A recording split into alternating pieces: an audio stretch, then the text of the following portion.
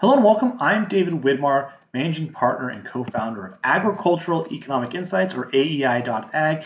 Today, joining you for the Ag Forecast Network question of the week, and of course, the Ag Forecast Network is the uncertainty decision tool that we have as part of the AEI Premium subscription. So today, we're going to talk about corn, soybean acreage. Of course, we had the March prospective planting report, and as immediately as those numbers got released, we already saw conversations, discussions, debate about the corn number estimate, and saw some people say this is the smallest number we're going to see of the report year.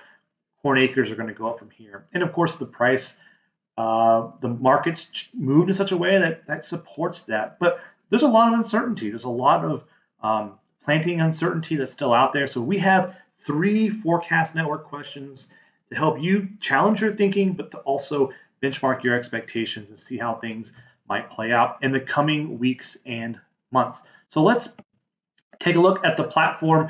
We have 3 questions in there. The first one is, what's the probability of the U.S. planting more than 89.5 million acres of corn in 2022 per the June WASDE report? I want to bump my forecast up here just a little bit.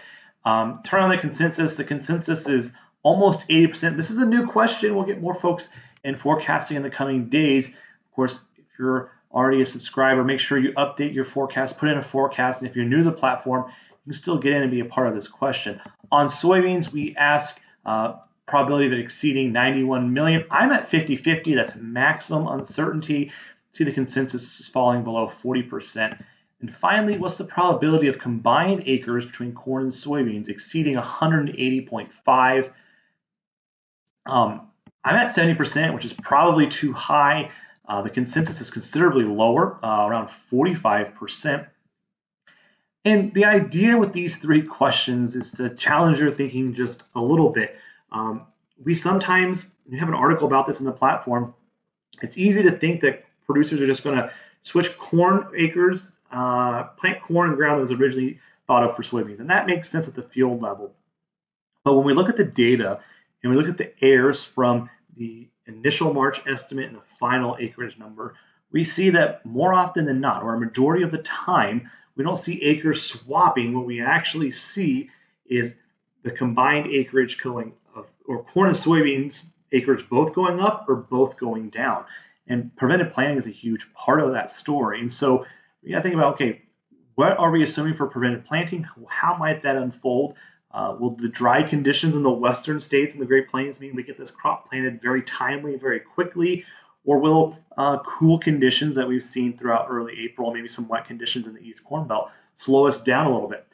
It's uncertain at this point. Also, I want to keep in mind that just because corn acres go up doesn't mean soybean acres come down. You could see a scenario where both crops could head up or both crops could turn lower than now. But of course, the idea of the Ag Forecast Network is to challenge your thinking, allow you to benchmark your expectations, leave yourself a note so you can remind yourself what you were thinking back in April. When we resolved this question in June, you can time travel back to April, remind yourself what you were thinking when you made that first forecast, help you think about what changed your expectations as the spring unfolds. Of course, I also want to remind everybody about the Forecast Network's yield competition. We have 16 questions and a grand prize of $1,600 for the yield contest questions that we're setting up. Contest begins April 15th, but you can start at any time.